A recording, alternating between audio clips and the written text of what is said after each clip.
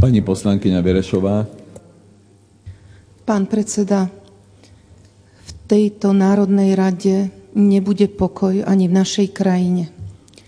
Nebude pokoj, kým budete zakrývať kauzu Bašternák, kým budete zakrývať ministra vnútra.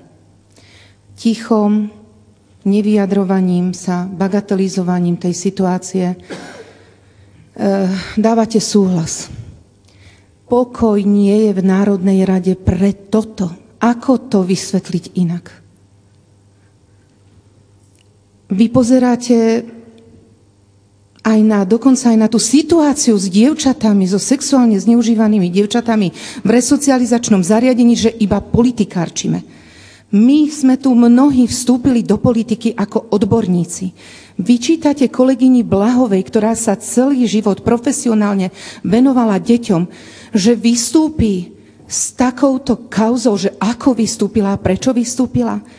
Pokoj v tejto krajine aj Národnej rade bude vtedy, keď ochránime naše deti a nebudeme rozmýšľať, či hovorí opozícia, a keď nebudú chránení zlodeji, ale občania. Prosím vás o to, upokojte tento parlament, aj túto krajinu. Pán poslanec Kollár.